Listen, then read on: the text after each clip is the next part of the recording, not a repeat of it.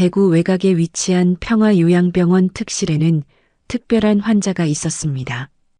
김 회장으로 불리는 그는 말기 췌장암 판정을 받고 이곳에서 마지막 시간을 보내고 있었습니다.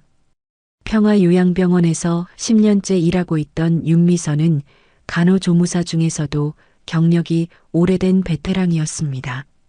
그녀는 60세의 나이에도 불구하고 눈빛이 맑고 손놀림이 야무졌습니다. 일반 병실을 담당하던 윤미선이 갑자기 VIP 1인실에 있는 김 회장의 담당 간호사로 발령받게 된 것은 김 회장이 입원한 지 일주일 후였습니다. 윤 선생님, 오늘부터 3층 특실의 김영우 회장님을 담당하게 되었어요. 까다로운 분이시니 정성껏 모셔드려야 합니다. 병원장은 윤미선에게 그렇게 지시했습니다. 윤미선은 처음에는 의아했지만 병원장의 지시에 따라 3층으로 올라갔습니다. 평소처럼 환자의 상태를 체크하고 필요한 케어를 해드렸습니다. 김 회장은 처음에는 말이 별로 없었습니다. 그저 고개를 끄덕이거나 짧게 대답할 뿐이었습니다. 하지만 윤미선의 차분하고 따뜻한 손길에 조금씩 마음을 열기 시작했습니다. 간호사님, 손이 따뜻하시네요. 김 회장이 처음으로 건넨 말이었습니다. 윤미선은 미소를 지으며 그의 이불을 정리해 주었습니다. 따뜻한 손이 환자분들께 좋다고 하더라고요. 복받은 손이라 그런가 봐요. 그날 이후로 김 회장은 윤미선이 오는 시간을 기다리기 시작했습니다. 그녀가 병실 문을 열고 들어서면 얼굴에 미소가 번졌습니다. 윤미선도 김 회장에게 특별한 관심을 기울였습니다. 퇴근 시간이 지나도 김 회장의 상태가 좋지 않을 때는 조금 더 병원에 남아 그를 돌보았습니다. 오늘은 어떠세요, 회장님? 미선 씨가 있어서 덜 힘드네요. 그렇게 두 사람 사이에 특별한 신뢰가 쌓여갔습니다. 김 회장은 윤미선에게만 보이는 미소가 있었고 윤미선은 다른 환자들보다 김 회장을 더 자주 찾았습니다. 그러던 어느 날 병원 휴게실에서 간호사들 사이에 이상한 소문이 돌기 시작했습니다. 야, 너 알아? 3층 특실 VIP 환자 말이야. 그 김영우 회장 말이야. 왜? 무슨 일 있어? 윤미선 선생님한테 매달 500만 원씩 준대. 뭐? 무슨 돈? 몰라. 윤 선생님이 퇴근 후에도 김 회장 병실에 남아서 특별 서비스를 해준대. 그 대가로 매달 500만 원을 받는다는 거지. 휴게실에 있던 간호사들이 놀란 눈으로 서로를 바라보았습니다. 그럴 리가 없어. 윤 선생님이 그런 분이 아니잖아. 근데 요즘 윤 선생님 화장품도 좋은 거 쓰고 옷도 새로 산 것 같던데? 그러고 보니 얼마 전에 택시 타고 출근하는 것도 봤어. 소문은 순식간에 병원 전체로 퍼져나갔습니다. 식당에서도 복도에서도 윤미선에 대한 이야기가 나왔습니다. 그녀가 지나갈 때마다 수군거림이 들려왔고 예전에는 친절하게 인사하던 동료들도 이제는 어색한 미소만 지을 뿐이었습니다. 저기 오시네. 매달 500만 원 받는다는. 윤미선은 동료들의 달라진 태도를 느꼈지만 무슨 일인지 알지 못했습니다. 그저 김 회장의 상태가 점점 나빠지는 것에 신경 쓰기에도 바빴습니다. 오늘은 식사를 거의 안 하셨어요. 윤미선은 수간호사에게 김 회장의 상태를 보고했습니다. 수간호사는 고개를 끄덕이며 차트를 확인했지만 그녀의 눈빛에는 전과 다른 차가움이 있었습니다. 알았어요. 근데 퇴근 시간 지났는데 왜 아직 안 가세요? 또 특별 서비스를 해야 하는 건가요? 윤미선은 수간호사의 말에 의아했지만 별다른 의미를 두지 않았습니다. 그녀는 다시 김 회장의 병실로 향했습니다. 병실 문을 열자 김 회장이 창밖을 바라보고 있었습니다. 회장님, 저 윤미선입니다. 약 드실 시간이에요. 김 회장은 천천히 고개를 돌려 윤미선을 바라보았습니다. 그의 눈에는 깊은 피로감과 함께 따뜻함이 섞여 있었습니다. 미선 씨, 고마워요. 당신 덕분에 이 힘든 시간이 견딜만해요. 윤미선은 김 회장의 말에 미소를 지었습니다. 그녀는 이 노인에게서 왠지 모를 친근함을 느꼈습니다. 그러나 병원 내에서 윤미선에 대한 시선은 점점 더 차가워졌습니다. 그녀가 김 회장의 병실에 들어갈 때마다 의미심장한 눈빛이 따라붙었고 다른 간호사들은 그녀와 같은 엘리베이터를 타는 것조차 피했습니다. 요즘 뭔가 이상하지 않아요? 다들 저를 피하는 것 같아요. 윤미선이 유일하게 가깝게 지내는 동료 정 간호사에게 물었습니다. 정 간호사는 잠시 망설이다가 입을 열었습니다. 모르는 척 하려고 했는데 선생님에 대한 소문이 돌고 있어요. 김 회장님한테서 돈을 받고 특별 서비스를 해준다는. 윤미선은 그 말에 얼굴이 하얗게 변했습니다. 갑자기 모든 것이 이해되었습니다. 동료들의 달라진 태도, 수군거림, 피하는 눈빛까지. 윤미선은 말을 잇지 못했습니다. 정 간호사는 안타까운 표정으로 그녀의 어깨를 토닥였습니다. 저는 선생님을 믿어요. 하지만 소문은 이미 널리 퍼진 것 같아요. 그날 밤 윤미선은 잠을 이루지 못했습니다. 다음 날 아침 윤미선은 무거운 발걸음으로 병원에 출근했습니다. 로비에서부터 사람들의 시선이 느껴졌습니다. 3층으로 올라가는 엘리베이터 안에서도 간호사들이 그녀를 보고 수군거렸습니다. 하지만 윤미선은 그런 시선을 견디며 김 회장의 병실로 향했습니다. 사실 윤미선이 밤 늦게까지 VIP 병실에서 회장과 단둘이 있을 수밖에 없었던 이유가 있습니다. 지금으로부터 한 달 전 윤미선은 퇴근 후 곧장시 외곽에 있는 행복요양원으로 향했습니다. 매일 반복되는 일과였습니다. 어머니, 저 왔어요. 오늘은 기분이 어떠세요? 요양원 침대에 누워 계신 83세의 어머니는 윤미선을 알아보지 못했습니다. 5년 전부터 알츠하이머 치매를 알아왔고 2년 전부터는 거의 대화가 불가능해졌습니다. 하지만 윤미선은 매일 어머니에게 말을 걸었습니다. 윤 씨, 잠깐 이야기 좀 할 수 있을까요? 요양원 사무실에서 원장이 윤미선을 불렀습니다. 그의 표정이 좋지 않았습니다. 죄송합니다만 다음 달부터 요양비가 10% 인상될 예정입니다. 윤미선의 얼굴이 창백해졌습니다. 이미 매달 170만 원의 요양비가 부담스러웠는데 여기서 10%가 더 오른다면 혹시 조금만 기다려 주실 수 있을까요? 다음 달에 제 아들이 첫 월급을 받거든요. 윤미선은 간절한 목소리로 부탁했지만 원장의 표정은 단호했습니다. 미안합니다만 요양비는 선불이 원칙입니다. 다른 분들도 모두 같은 조건이에요. 요양원을 나서는 윤미선의 어깨는 무거웠습니다. 집으로 향하는 버스 안에서 그녀는 통장 잔고를 확인했습니다. 50만 원이 채 남지 않은 잔액. 요양비 인상분을 감당하기에는 턱없이 부족했습니다. 윤미선이 사는 곳은 오래된 다세대 주택의 반지하였습니다. 좁고 습한 공간이었지만 어머니의 병원비와 요양원 비용을 감당하기 위해 이곳으로 이사한 지 벌써 3년이 되어 갔습니다. 현관문을 열자 작은 탁자 위에 놓인 액자가 눈에 들어왔습니다. 의사 가운을 입은 아들의 사진이었습니다. 아들 준호는 작년에 의사 면허를 취득하고 지방의 작은 병원에서 인턴 생활을 시작했습니다. 오랜 꿈이었던 의사가 되었지만 아직은 월급이 적어 자신의 생활을 꾸리기에도 빠듯했습니다. 윤미선은 냉장고를 열었지만 거의 비어 있었습니다. 오늘도 간단하게 라면으로 저녁을 때우기로 했습니다.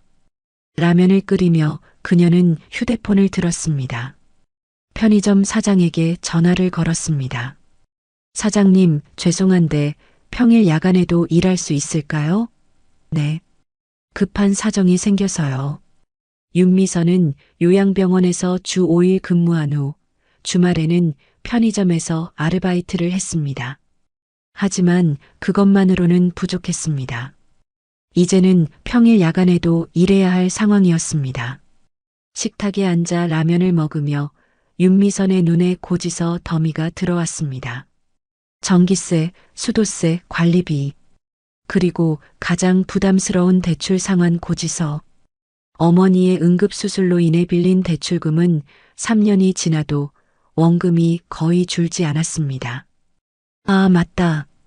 윤미선은 갑자기 전화기를 들고 메시지를 확인했습니다. 아들 준호에게서 온 메시지였습니다. 엄마, 잘 지내세요? 너무 바빠서 전화 못 드려 죄송해요. 다음 달에 첫 월급 받으면 조금이라도 보내드릴게요. 할머니는 어떠세요? 아들의 메시지에 윤미선의 눈시울이 붉어졌습니다. 그녀는 빠르게 답장을 보냈습니다. 아들, 엄마는 괜찮아. 첫 월급은 너가 써. 병원 생활 적응하느라 힘들 텐데 너무 무리하지 마. 윤미선은 아들이 자신의 경제적 어려움을 알기를 원치 않았습니다.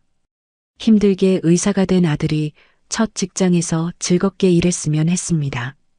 다음 날 아침 윤미선은 평소보다 일찍 집을 나섰습니다. 버스를 타고 가는 동안 그녀는 고민에 빠졌습니다. 어머니의 요양원비, 치료비, 생활비, 모든 것을 감당하기에는 현재 수입으로는 턱없이 부족했습니다. 병원에 도착한 윤미선은 간호스테이션에서 근무표를 확인했습니다. 오늘도 김 회장의 병실을 담당하게 되어 있었습니다. 그는 일반 환자들보다 돌봄이 많이 필요했지만 윤미선은 그 일을 마다하지 않았습니다. 회장님, 아침 약 드실 시간이에요. 윤미선은 김 회장의 병실에 들어섰습니다. 그는 창밖을 바라보고 있다가 윤미선을 향해 고개를 돌렸습니다. 미선 씨, 일찍 오셨네요. 네, 오늘 회장님 검사가 있어서요. 윤미선은 김 회장의 침대 옆에 앉아 그의 손을 잡았습니다. 그는 말기암으로 통증이 심했지만 윤미선이 오면 항상 미소를 지었습니다. 미선 씨, 당신 같은 간호사가 있어서 다행이에요. 내가 이렇게 편안한 건 다 당신 덕분이죠. 김 회장의 말에 윤미선은 미소 지었습니다. 다른 간호사들은 바쁘다는 이유로 환자와 대화할 시간이 거의 없었지만 윤미선은 항상 김 회장과 이야기를 나누었습니다. 그의 젊은 시절 이야기, 사업 이야기, 가족 이야기. 김 회장은 윤미선에게 모든 것을 털어놓았습니다. 윤 선생님, 잠깐 나와보세요. 병실 문이 열리고 수간호사가 윤미선을 불렀습니다. 그녀는 김 회장에게 미소를 지으며 자리를 떴습니다. 무슨 일이세요? 김 회장님이 당신을 많이 찾으시나 봐요. 다른 간호사들은 다 안 된다고 하시고. 수간호사의 말에 윤미선은 어깨를 으쓱했습니다. 그냥 말동무가 필요하신 것 같아요. 가족분들도 안 계시고. 그래요? 뭐, 어쨌든 김 회장님이 당신만 찾으시니 담당은 계속 윤 선생님이 하세요. 그날 저녁 퇴근 시간이 지났지만 윤미선은 아직 병원에 남아 있었습니다. 김 회장의 통증이 심해져 진통제 주사를 놓은 후 잠이 들 때까지 지켜보고 있었습니다. 대단하네. 퇴근 시간도 지났는데 아직도 남아 있어. 복도에서 간호사들의 수군거림이 들렸습니다. 이런 윤미선의 행동은 동료들 사이에서 오해를 불러일으키기 시작했습니다. 특히 그녀가 갑자기 새 휴대폰을 구입한 것이 계기가 됐습니다. 저 휴대폰 새 거야? 어디서 갑자기 돈이 생긴 거지? 들리는 소문이 있는데. 김 회장님이 윤 선생님한테 특별한 관심이 있다더라. 소문은 이렇게 시작되었습니다. 하지만 이런 소문이 결정적으로 퍼지게 된 계기는 따로 있었습니다. 어느 날 윤미선에게 뜻밖의 방문객이 찾아왔습니다. 그날은 평소와 같이 바쁜 늦은 오후였습니다. 어머니, 간호스테이션 앞에서 익숙한 목소리가 들렸습니다. 윤미선은 놀라서 고개를 들었습니다. 흰 가운을 입은 젊은 의사가 서 있었습니다. 바로 그녀의 아들 준호였습니다. 준호야, 너 어떻게 여기에? 윤미선은 놀라움을 감추지 못하며 아들에게 다가갔습니다. 준호는 인턴으로 일하고 있어. 자주 만나기 어려웠습니다.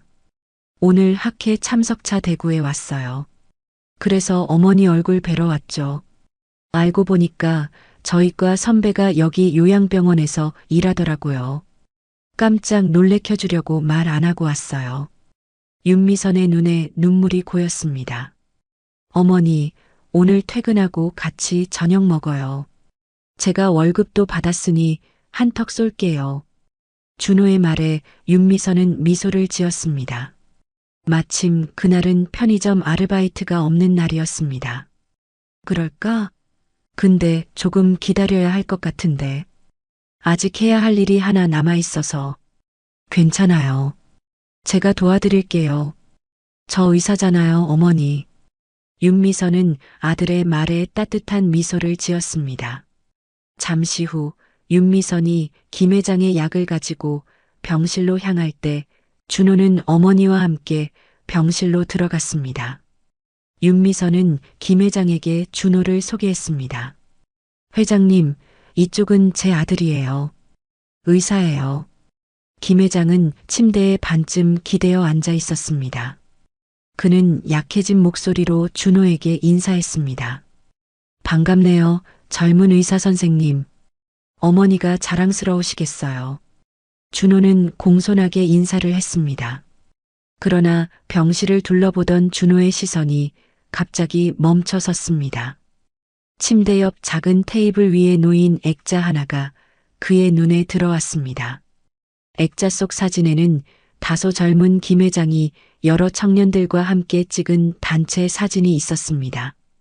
준호는 그 사진을 자세히 들여다보더니 갑자기 놀란 표정을 지었습니다. 잠시만요. 이 사진. 윤미선은 아들의 이상한 반응에 의아했습니다. 왜 그러니? 혹시 김영우 회장님이세요? 준호가 김 회장에게 물었습니다. 김 회장은 약간 놀란 표정으로 고개를 끄덕였습니다. 젊은이가 나를 아나? 준호의 얼굴에 믿기지 않는다는 표정이 번졌습니다. 어머니, 이분이 바로 제가 장학금 받았던 새희망 장학재단의 설립자예요. 윤미선은 아들의 말에 깜짝 놀랐습니다. 그녀는 아들이 장학금을 받았다는 사실은 알고 있었지만 그것이 김 회장이 설립한 재단이었다는 사실은 몰랐습니다. 준호는 회장님을 바라보고 감사의 뜻을 전했습니다. 회장님, 정말 감사합니다. 제가 의사가 될 수 있었던 건 모두 회장님 덕분입니다. 김 회장은 미소 지었습니다. 그의 창백한 얼굴에 잠시 생기가 돌았습니다. 윤미선은 말문이 막혔습니다. 그녀의 아들이 의대를 다닐 수 있었던 것이 바로 자신이 돌보는 이 환자 덕분이었다니 얼마나 놀라운 우연이었습니까? 회장님, 정말 감사합니다. 윤미선의 목소리가 떨렸습니다. 김 회장은 고개를 저었습니다. 내가 한 일은 작은 것이에요. 나머지는 준호가 열심히 한 덕분이죠.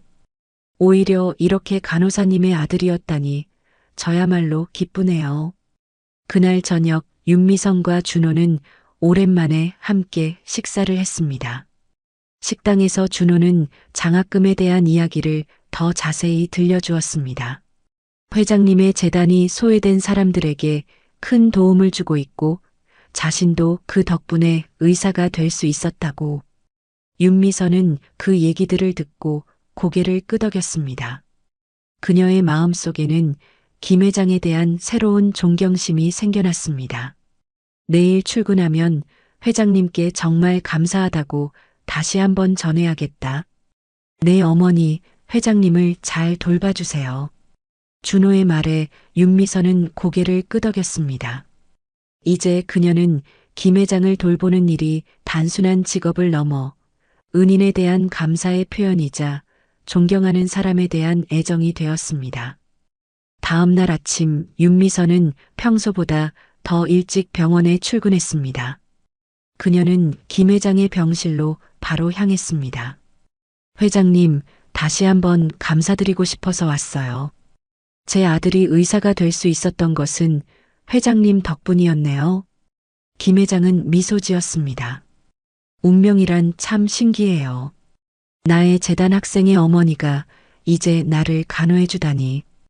윤미선은 김 회장의 손을 잡았습니다.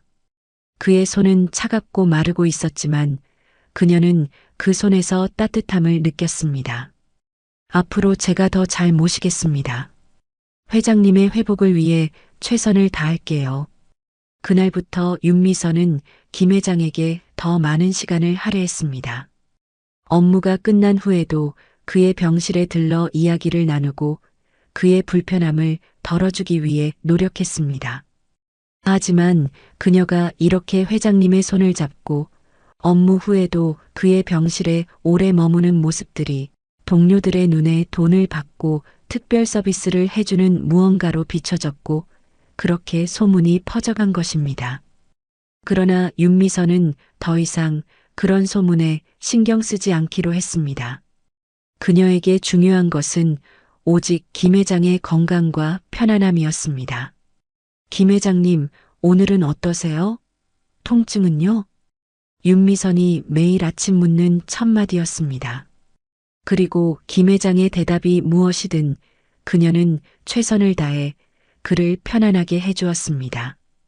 이것이 그녀가 할 수 있는 최소한의 보답이었습니다. 그리고 그렇게 진심을 다해 간호하는 김 회장이 곧 자신에게 특별한 인물이 될 것이라는 것을 윤미선은 알지 못했습니다. 하지만 미선의 정성스러운 간호에도 김 회장의 상태는 좋아지지 않았습니다. 그의 췌장암은 이미 간으로 전이되었고 의사들은 그에게 3개월 이상의 시간을 주지 않았습니다. 오늘 검사 결과가 나왔습니다. 암세포가 예상보다 빠르게 확산되고 있어요. 주치의의 말에 윤미선의 얼굴이 어두워졌습니다. 그녀는 김 회장의 차트를 넘기며 한숨을 내쉬었습니다. 통증 조절은 어떻게 해야 할까요? 모르핀 용량을 조금 늘려야 할 것 같습니다. 그리고 준비하셔야 해요. 시간이 얼마 남지 않았습니다. 주치의의 말에 윤미선은 가슴이 무거워졌습니다. 김 회장은 은인과도 같은 존재였습니다. 그리고 이제 그녀에게도 특별한 환자가 되었습니다. 알겠습니다. 최대한 편안하게 해드리겠습니다. 윤미선은 김 회장의 병실로 향했습니다. 문을 열자 창백한 얼굴로 누워있는 김 회장이 보였습니다. 그는 점점 야위어 가고 있었고 피부는 황달로 인해 노랗게 변해 있었습니다. 회장님, 제가 왔어요. 오늘은 어떠세요? 김 회장은 힘겹게 눈을 떴습니다. 그의 눈빛은 여전히 따뜻했지만 생기는 점점 사라져갔습니다. 미선 씨, 오늘은 좀 힘드네요. 밤새 통증이 심했어요. 윤미선은 그의 이마에 손을 대보았습니다. 미열이 있었습니다. 약을 좀 바꿔드릴게요. 주치의 선생님과 상담했어요. 통증이 좀 나아질 거예요. 윤미선은 정맥 주사를 조정하고 김 회장의 베개를 바꿔주었습니다. 그런 다음 병실 창문을 조금 열어 신선한 공기를 들어오게 했습니다. 미선 씨, 당신이 없었다면 어땠을까 생각하면 아찔해요. 김 회장의 말에 윤미선은 미소를 지었습니다. 윤미선은 김 회장의 손을 잡았습니다. 그의 손은 차갑고 마르고 있었습니다. 그리고 그의 옆에 앉아 잠시 그를 바라봤습니다. 순간 김 회장이 말을 하기 시작했습니다. 내게는 가족이 없어요. 평생 일만 했지. 그래서 내가 번 돈으로 다른 이들을 돕는 것이 의미 있다고 생각했어요. 특히 꿈은 있지만 여건이 안 되는 젊은이들을. 윤미선은 김 회장의 말에 깊은 감동을 받았습니다. 그는 외로운 삶을 살았지만 그 삶을 통해 많은 사람들에게 희망을 주었습니다. 회장님, 정말 존경스러워요. 그날 이후로도 윤미선은 매일 아침 일찍 출근해 진심으로 김 회장을 돌보았고 퇴근 시간이 지나도 그가 편안히 잠들 때까지 병원에 남았습니다. 그녀의 헌신적인 간호 덕분에 김 회장의 통증은 조금씩 관리되었고 그는 비교적 편안한 시간을 보낼 수 있었습니다. 하지만 병원 내에서 윤미선에 대한 시선은 점점 더 복잡해졌습니다. 더 많은 이들이 그녀가 특별한 대가를 받고 있다고 생각했고 결국 병원장까지 이 소식을 듣게 됐습니다. 윤 선생님, 잠깐 이야기 좀 할 수 있을까요? 어느 날 병원장이 윤미선을 사무실로 불렀습니다. 그의 표정은 심각했습니다. 네, 무슨 일이신가요? 김영우 회장님과 당신의 관계에 대해 안 좋은 이야기가 돌고 있어요. 윤미선은 긴장했지만 당당하게 대답했습니다. 제가 김 회장님을 더 신경 쓰는 것은 사실입니다. 하지만 그것은 순전히 환자에 대한 책임감과 개인적인 감사의 마음이 조금 더해졌을 뿐, 그 이상도 이하도 없습니다. 감사라니요? 윤미선은 김 회장이 자신의 아들에게 장학금을 지원했던 일을 설명했습니다. 병원장은 놀란 표정을 지었습니다. 그랬군요. 하지만 윤 선생님, 병원 규정상 근무 시간 외에 이렇게 특정 환자에게 집중하는 것은 문제가 될 수 있어요. 제가 다른 환자들을 소홀히 한 적은 없습니다. 모든 업무를 완수한 후에 김 회장님을 돌보고 있어요. 병원장은 한숨을 내쉬었습니다. 알겠어요. 하지만 앞으로는 좀 더 조심해 주세요. 그리고 소문에 신경 쓰지 마세요. 저는 윤 선생님을 믿습니다. 윤미선은 고개를 끄덕였습니다. 그러던 어느 날 비가 내리던 밤이었습니다. 병원은 빗소리로 가득 찼고 대부분의 환자들은 이미 잠들어 있었습니다. 그러나 김 회장의 병실에서는 불빛이 새어나왔습니다. 그날 밤 김 회장의 통증은 평소보다 더 심했습니다.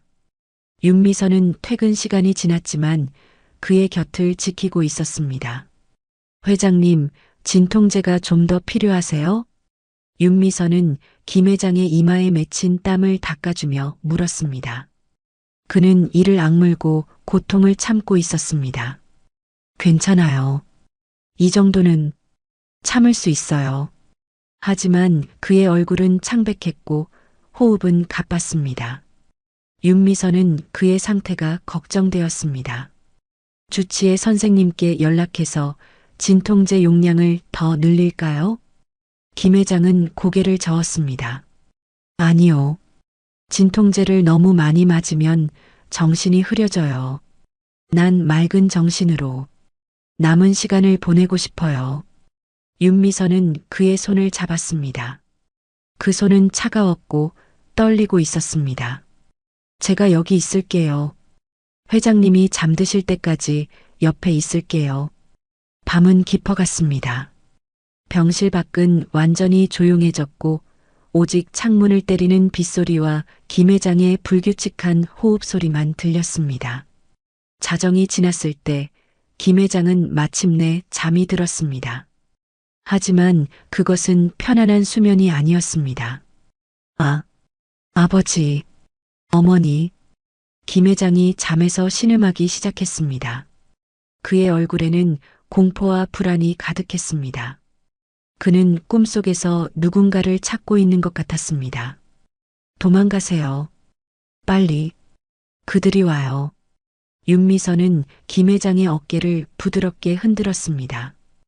회장님, 괜찮으세요? 악몽을 꾸고 계신 것 같아요. 김 회장은 갑자기 눈을 떴습니다. 그의 눈에는 공포가 가득했고 그는 윤미선을 바로 알아보지 못했습니다. 누구세요? 저예요. 윤미선이에요. 괜찮으세요? 악몽을 꾸신 것 같아요.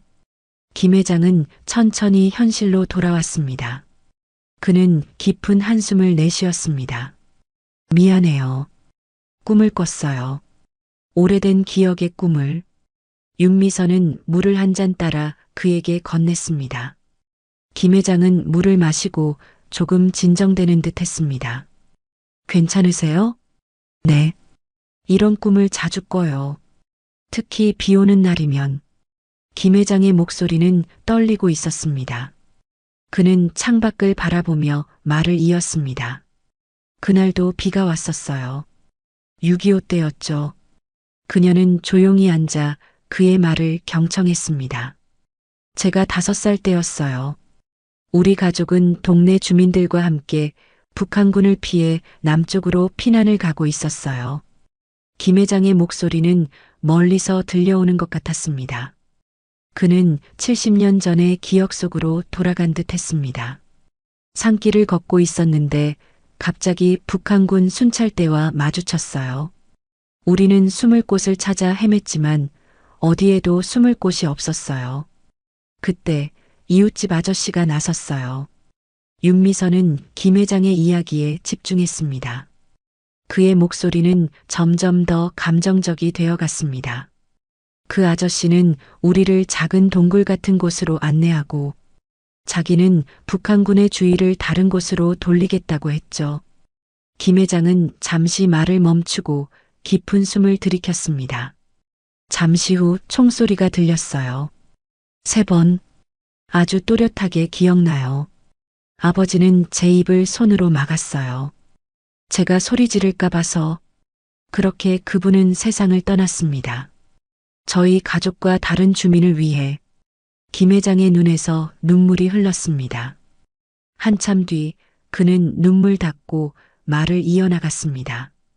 저희 가족은 평생 그분을 잊지 못했고 그분의 가족을 찾아다녔어요. 우리에게 2번째 생명을 준 은인이죠. 비가 오니까 갑자기 그때의 생각이 나네요. 죽기 전 그분에게 감사하다는 말을 한 번이라도 하고 떠났으면. 윤미선의 손이 떨렸습니다. 그녀는 조심스럽게 물었습니다. 그분의 이름을 아세요? 김 회장은 고개를 끄덕였습니다. 물론이죠. 평생 잊은 적이 없어요. 윤상철. 그분의 이름은 윤상철이었어요. 윤미선은 그 순간 숨이 멎는 것 같았습니다. 그녀의 눈에서 눈물이 흘러내렸습니다. 회장님, 그분은. 윤미선의 목소리가 떨렸습니다. 그녀는 심호흡을 한 후 다시 말을 이었습니다. 그분은 제 할아버지예요. 김 회장은 놀라서 윤미선을 바라보았습니다. 그의 눈이 커졌습니다. 뭐라고요? 그 순간 시간이 멈춘 듯 했습니다. 때는 1951년 겨울, 얼어붙은 산골짜기, 매서운 칼바람이 살을 애는 듯한 밤이었습니다. 북한군 순찰대의 발소리와 개 짖는 소리가 멀리서 들려왔습니다. 어린 김영호는 아버지의 등에 엎여 있었고 주변엔 어머니와 다른 이웃들이 힘겹게 걷고 있었습니다. 그들의 얼굴은 공포와 추위로 창백했고 입에서는 하얀 입김이 피어올랐습니다. 여보, 아이들이 얼어버릴 거예요. 어디 피할 곳이 없을까요? 어머니의 목소리는 떨렸습니다. 김영호의 아버지는 절망적인 눈빛으로 주변을 둘러보았습니다. 조금만 더 가면 다른 마을이 나올 거야. 조금만 더 참아. 하지만 그의 목소리에는 확신이 없었습니다. 그들은 이미 산속에서 이틀을 헤매고 있었고 식량도 거의 바닥났습니다. 갑자기 개 짖는 소리가 가까워졌습니다. 북한군의 순찰견이었습니다. 동네 주민들 모두 공포에 질려 그 자리에 얼어붙었습니다. 숨어요. 빨리. 아버지가 다급하게 외쳤지만 주변에는 숨을 만한 곳이 없었습니다. 오직 눈 덮인 벌판과 앙상한 나무들 뿐이었습니다. 바로 그때 한 남자가 나섰습니다. 그의 이름은 윤상철. 30살 남짓해 보이는 그 남자는 동네에서도 정의감 넘치는 사람으로 소문난 사람이었습니다. 이쪽으로, 빨리. 남자의 목소리는 낮지만 단호했습니다. 그는 주변 주민들에게 손짓했고 김영호의 가족도 본능적으로 그를 따랐습니다. 남자는 그들을 으슥한 바위 틈으로 안내했습니다. 그곳은 작은 동굴이었습니다. 여기 들어가세요, 빨리. 아무 말도 하지 말고. 순찰대가 점점 가까워지고 있어요. 윤상철은 그들을 동굴 안쪽으로 안내했습니다. 하지만 그곳은 모든 인원이 들어가기엔 좁았고 북한군도 동굴로 가까이 오고 있는 상황이었습니다. 이 상황을 눈치챈 윤상철은 자신의 딸과 아내에게 작별 키스를 하고 혼자 밖으로 나가기 시작했습니다. 그 모습을 본 딸과 아내는 눈물과 흘리기 시작했고 딸이 무언가 말을 하려 하자 아내는 재빨리 아이의 입을 막았습니다. 윤상철이 혼자 나서는 모습을 본 김영호의 아버지도 눈물을 흘리기 시작했습니다. 그때 바깥에서 윤상철의 목소리가 들렸습니다. 이놈들 여기 있다. 이쪽으로 와. 이어서 발소리와 개 짖는 소리가 멀어졌습니다. 윤상철이 북한군을 다른 방향으로 유인하고 있었습니다. 김영호의 가족은 숨을 죽이고 기다렸습니다. 시간이 얼마나 흘렀을까? 갑자기 세 발의 총성이 밤의 정적을 깨뜨렸습니다. 총소리는 산을 울리며 메아리쳤고 이어서 완전한 침묵이 찾아왔습니다. 부모들은 아이들의 귀를 손으로 막았고 몇몇 아버지들은 주먹을 꽉 쥐었습니다. 어린 김영호는 무슨 일이 일어났는지 정확히 이해할 수 없었지만 그 총소리가 뭔가 끔찍한 것을 의미한다는 것을 느꼈습니다. 아버지, 그 아저씨는 어디 갔어요? 김영호가 작은 목소리로 물었습니다. 쉿, 조용히 해야 해. 우리를 지켜주고 계시는 거야. 아버지의 목소리는 떨렸고 그의 눈에는 눈물이 고여 있었습니다. 밤새 그들은 동굴에서 나오지 못했습니다. 아이들은 서로 몸을 맞대고 겨우 잠이 들었지만 부모들은 뜬 눈으로 밤을 새웠습니다. 새벽이 밝아오고 주변이 조용해지자 김영호의 아버지가 조심스럽게 밖을 살폈습니다. 순찰대는 떠난 것 같아. 하지만 내가 먼저 나가볼게. 그는 동굴을 빠져나갔습니다. 한참 후 그가 돌아왔을 때 그의 얼굴은 창백했고 눈은 붉게 충혈되어 있었습니다. 그리고 한 손에 무언가를 들고 있었습니다. 그것은 윤상철의 외투였습니다. 붉은 핏자국이 선명했습니다. 그분은 우리를 구하기 위해. 동네 주민들은 말을 잇지 못했고 윤상철의 아내와 딸은 소리 지르며 울기 시작했습니다.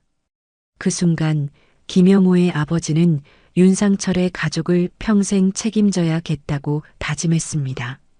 하지만 이후 계속되는 피난과 북한군의 추격으로 동네 주민은 이곳저곳으로 찢어지게 되었고 김영호의 가족도 윤상철의 가족과 헤어지게 되었습니다. 그렇게 세월이 흘러 못 만날 것 같던 윤상철의 가족과 김영호가 병실에서 만나게 된 것입니다. 윤미성과 김 회장은 서로를 바라보며 눈물을 참지 못했습니다. 70년 전에 그 겨울밤이 두 사람 사이에 사라지지 않는 연결고리를 만들어 놓았습니다. 윤미선 씨, 당신의 할아버지는 영웅이었어요. 그분이 아니었다면 우리 가족은 모두 죽었을 거예요. 김 회장의 목소리는 감정으로 떨렸습니다. 어머니는 항상 말씀하셨어요.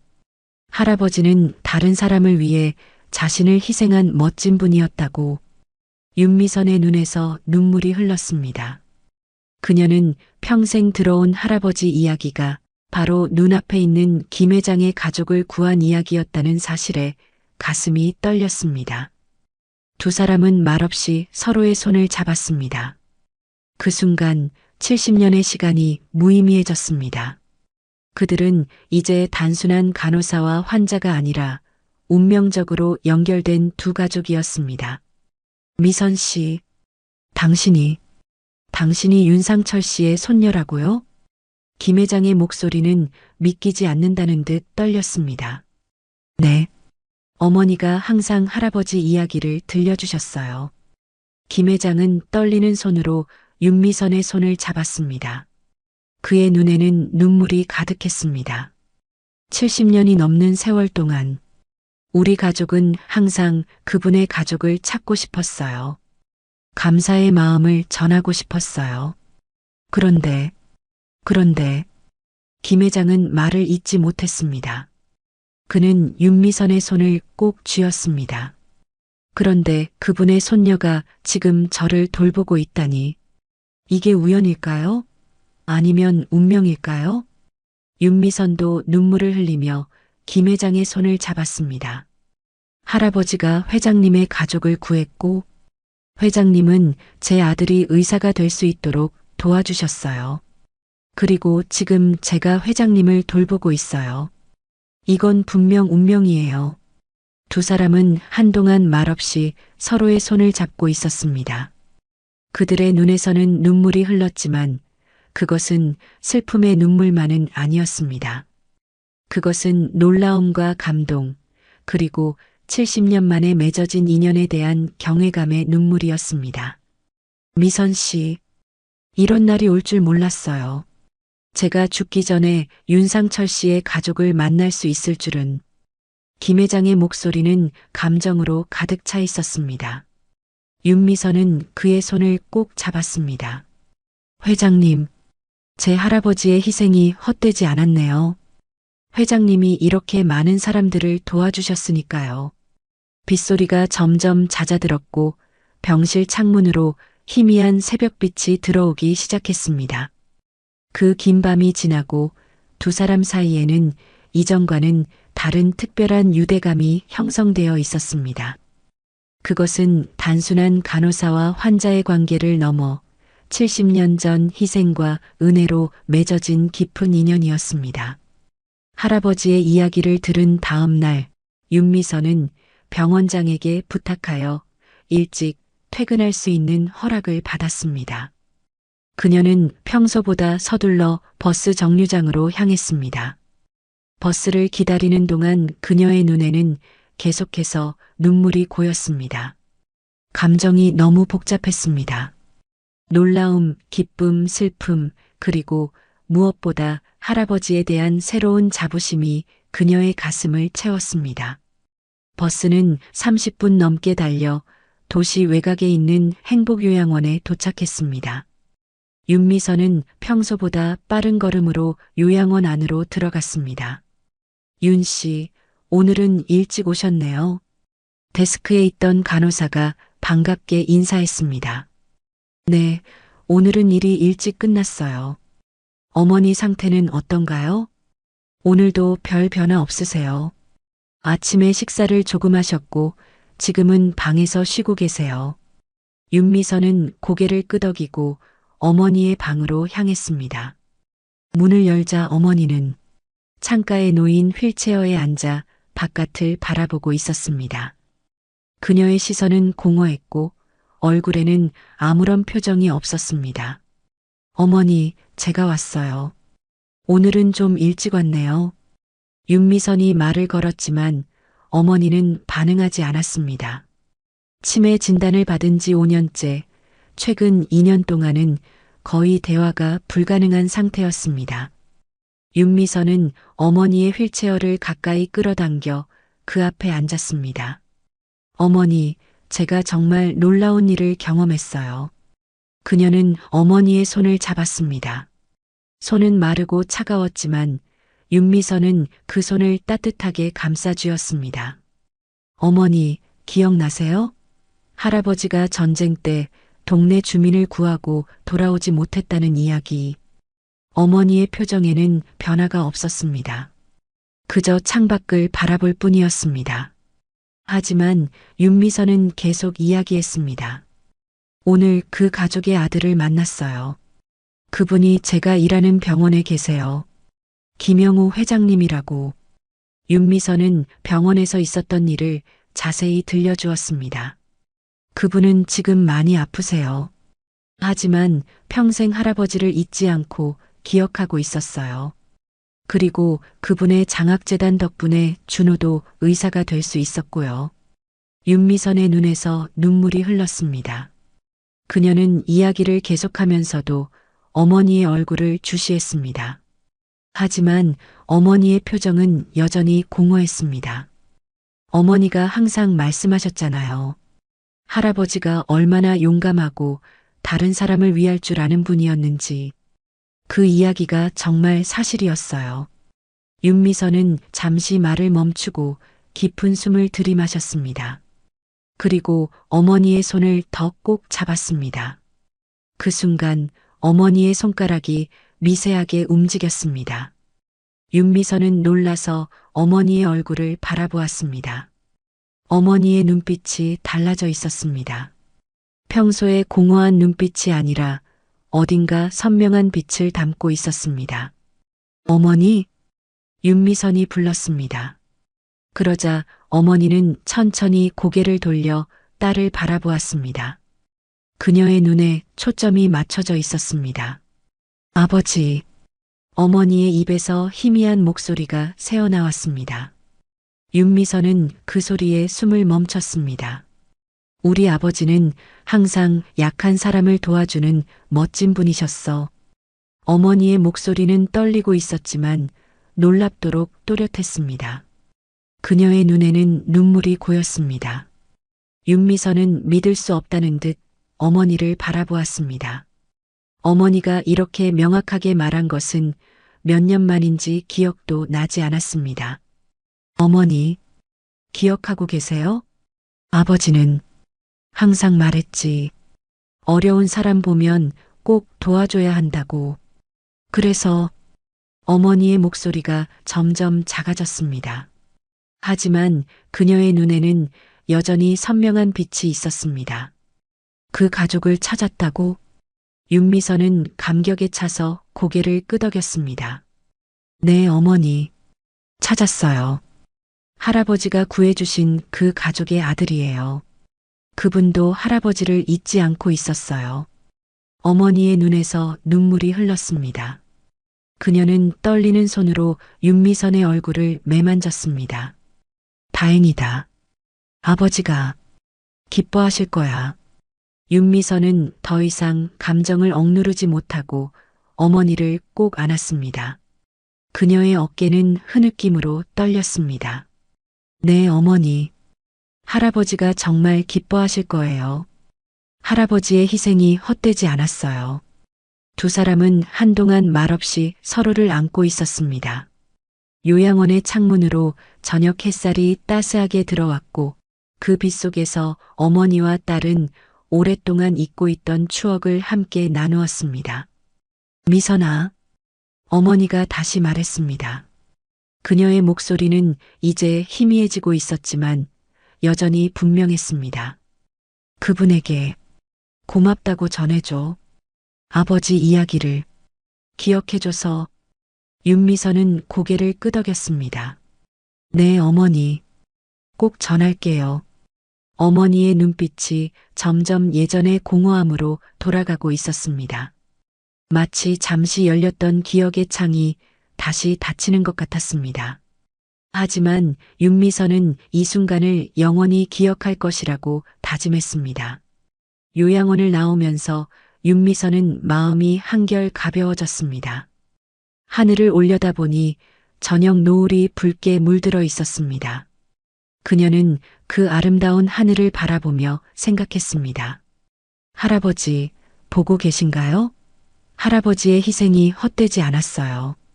윤미선은 버스를 타고 집으로 향했습니다.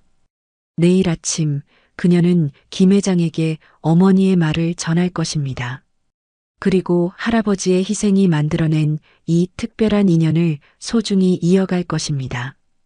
어머니를 만난 다음 날 아침 윤미선은 평소보다 일찍 병원에 도착했습니다. 그녀의 마음은 설렘과 슬픔이 교차했습니다.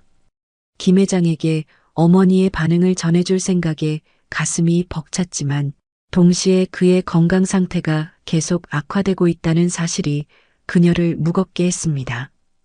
병실 문을 열자 김 회장은 이미 깨어 있었습니다. 그는 창밖을 바라보고 있었습니다. 회장님, 안녕하세요. 오늘 기분은 어떠세요? 김 회장은 천천히 고개를 돌려 윤미선을 바라보았습니다.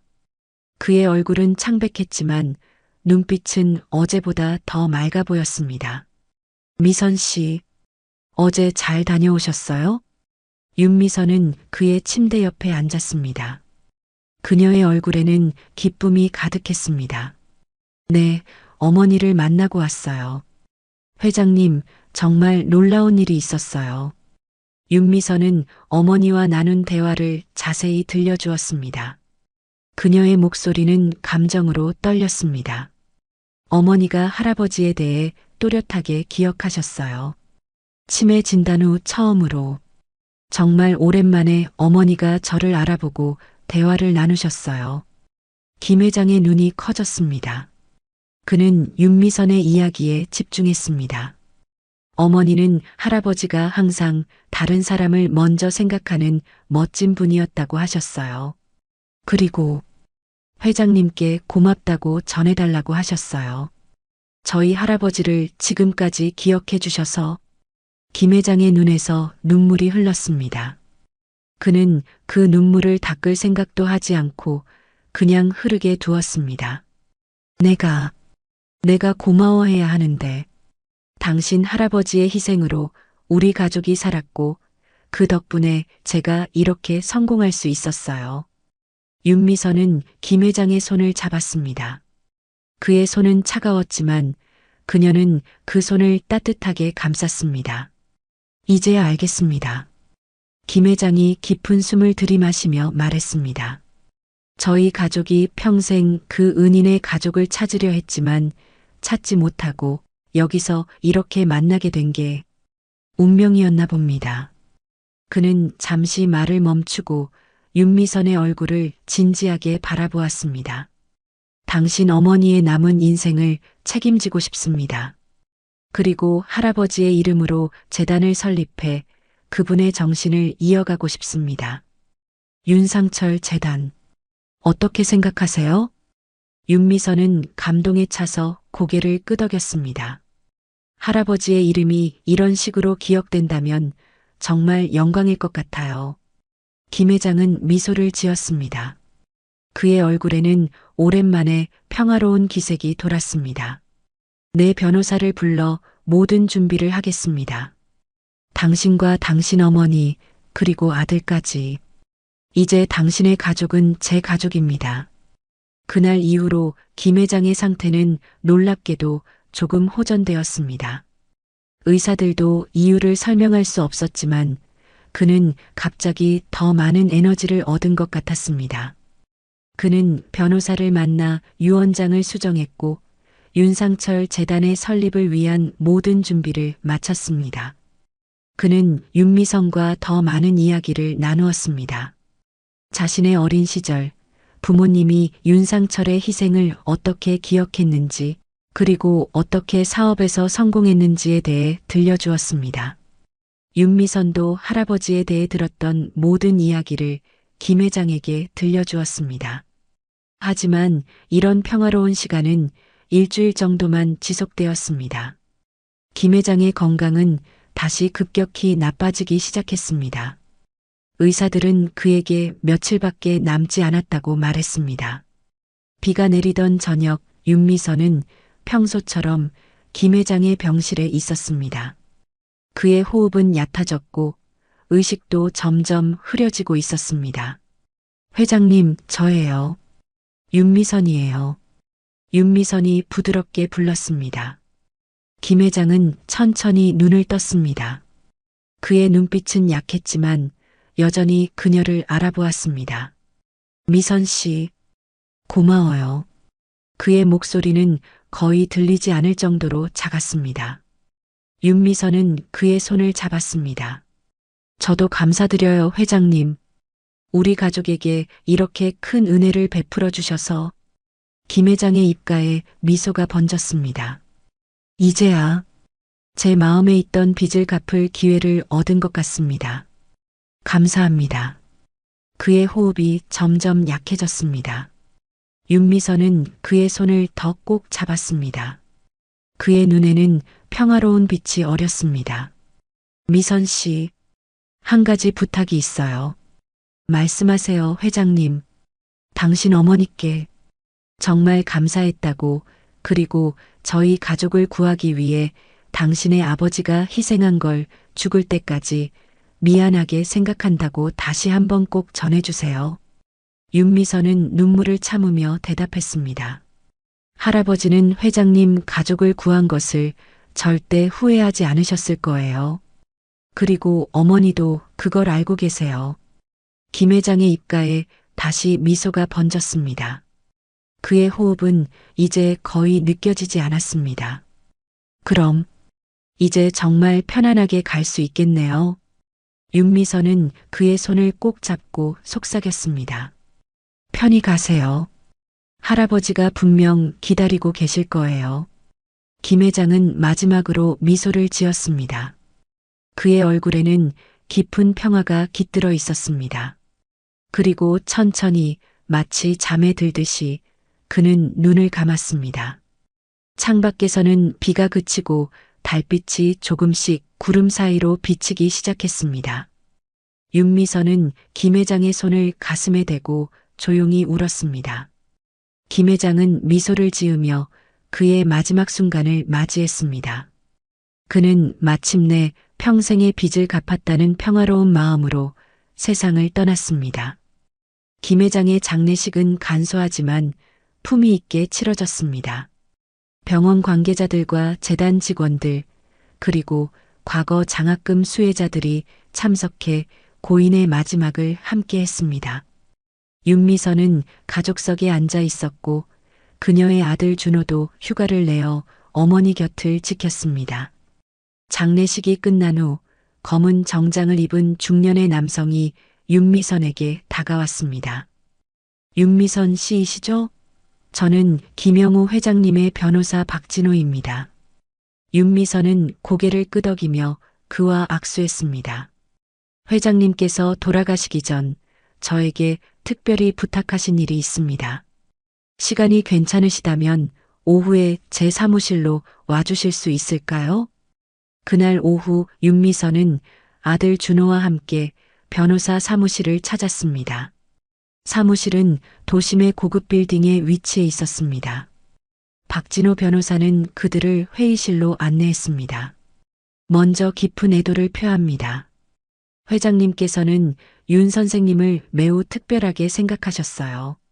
변호사는 회의실 테이블 위에 놓인 서류 파일을 펼쳤습니다. 회장님은 생전에 가족이 전혀 없으셨고 평생 자신을 구해준 은인의 가족을 찾고 계셨습니다. 그리고 마침내 선생님을 만나게 되었죠. 박 변호사는 공증된 유언장 문서를 윤미선 앞으로 밀었습니다. 회장님께서는 전 재산을 윤상철 희생기념재단에 기부하셨습니다. 그리고 선생님을 재단의 이사장으로 지명하셨습니다. 윤미선과 준호는 놀라움을 감추지 못했습니다. 그게 가능한가요? 저는 재단 운영 같은 건 걱정 마세요. 회장님은 모든 것을 준비해 두셨습니다. 재단 운영을 도울 전문가 팀도 이미 구성되어 있습니다.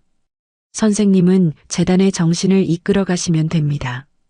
박 변호사는 또 다른 서류를 꺼냈습니다. 또한 회장님은 선생님, 어머니의 치료비로 별도의 계좌를 마련해 두셨습니다. 최고의 치매 전문 요양시설에서 평생 치료받으실 수 있도록 모든 비용이 준비되어 있습니다. 윤미선의 눈에 눈물이 고였습니다. 그녀는 말을 잇지 못했습니다. 마지막으로 회장님께서 직접 쓰신 편지가 있습니다. 박 변호사는 봉인된 편지 봉투를 윤미선에게 건넸습니다. 그녀는 떨리는 손으로 봉투를 열었습니다. 윤미선 씨에게 당신을 만난 것은 제 인생 최고의 축복이었습니다. 은인의 가족을 찾을 수 있어 평화롭게 떠날 수 있습니다. 이제 그분의 희생이 헛되지 않았음을 증명하고 싶습니다. 윤상철 선생님의 정신은 이 재단을 통해 계속될 것입니다. 전쟁의 아픔을 겪은 가족들, 특히 부모를 잃은 아이들을 돕는 일이야말로 당신 할아버지께 드리는 최고의 헌사라고 생각합니다. 미선 씨, 당신의 따뜻한 손길이 제 마지막 날들을 위로해 주었습니다. 이제 제가 떠난 후에도 당신과 당신의 가족이 평안하기를 바랍니다. 김영우 드림. 윤미선은 편지를 가슴에 안고 조용히 울었습니다. 준호는 어머니의 어깨를 감싸 안았습니다. 어머니, 이제 할아버지의 이름이 영원히 기억될 거예요. 며칠 후 병원에서는 김 회장과 윤미선의 실제 이야기가 알려졌습니다. 그녀를 향한 수군거림과 오해의 시선은 경외와 존경의 눈빛으로 바뀌었습니다. 한때 그녀를 피하던 동료들이 이제는 진심 어린 사과와 함께 그녀를 축하해 주었습니다. 윤 선생님, 죄송했어요. 우리가 오해했네요. 괜찮아요. 중요한 건 김 회장님의 유지를 잘 받드는 거예요. 윤미선은 병원을 떠나 재단 일에 전념하기로 했습니다. 어머니는 김 회장이 준비한 최고급 치매 전문 요양원으로 옮겼고 그곳에서 놀라운 변화가 일어났습니다. 최신 치료법과 전문적인 케어 덕분에 어머니의 상태가 조금씩 호전되기 시작한 것입니다. 1년 후 화창한 봄날, 서울 중심가에 위치한 새 건물 앞에 많은 사람들이 모였습니다. 윤상철 희생기념 재단 개관식이었습니다. 윤미선은 휠체어에 앉은 어머니를 밀며 테이프 커팅식 단상 앞에 섰습니다. 오늘 우리는 한 사람의 희생과 또 다른 한 사람의 감사가 만들어낸 특별한 인연을 기념합니다. 윤미선의 연설에 청중들은 깊은 감동을 받았습니다. 그녀의 아들 준호도 단상 위에 함께했습니다. 준호는 재단에서 지원하는 무료 진료소에서 일주일에 2번 봉사활동을 하고 있었습니다. 테이프 커팅 후 윤미선은 어머니의 휠체어를 밀며 건물 안으로 들어갔습니다. 로비 중앙에는 2개의 그림이 나란히 걸려 있었습니다. 한쪽은 가족들의 기억을 바탕으로 유명 화가가 그린 윤상철의 초상화, 다른 한쪽은 미소 짓는 김영호의 모습이었습니다. 초상화 속 윤상철은 30대 초반의 모습으로 단정한 옷차림에 따뜻한 눈빛을 지닌 청년으로 묘사되어 있었습니다. 비록 실제 사진은 남아있지 않았지만 어머니의 생생한 기억을 바탕으로 그려진 그림은 놀라울 정도로 생동감이 넘쳤습니다. 윤미선은 어머니의 휠체어를 초상화 앞에 세웠습니다. 놀랍게도 어머니는 그날따라 특별히 맑은 정신으로 주변을 살피고 있었습니다. 어머니, 보세요. 할아버지 초상화예요. 어머니 말씀을 바탕으로 그린 거예요. 어머니는 천천히 고개를 들어 초상화를 바라보았습니다. 그녀의 눈에는 깊은 감정이 어렸습니다. 그리고 놀랍게도 그녀의 입가에 미소가 번졌습니다. 아버지가 자랑스러워 하실 거야. 윤미선은 어머니의 손을 꼭 잡았습니다. 그녀의 눈에도 눈물이 고였습니다. 네, 어머니. 할아버지는 분명 자랑스러워 하실 거예요. 재단 로비에는 따스한 봄 햇살이 쏟아져 들어왔습니다. 그 빛 속에서 윤미선은 70년 전 한 남자의 희생이 오늘날 얼마나 아름다운 결실을 맺었는지를 생각했습니다. 할아버지의 희생, 김 회장의 감사, 그리고 그 둘을 연결한 운명적인 만남. 어쩌면 이 세상에는 우연이란 없는 것인지도 모릅니다. 오직 반드시 만나야 할 사람들의 필연적인 인연만이 있을 뿐.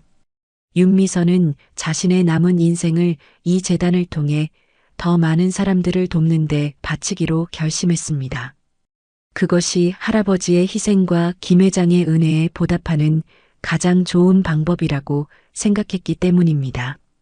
로비의 한쪽 벽면에는 커다란 글씨로 새겨진 문구가 빛나고 있었습니다.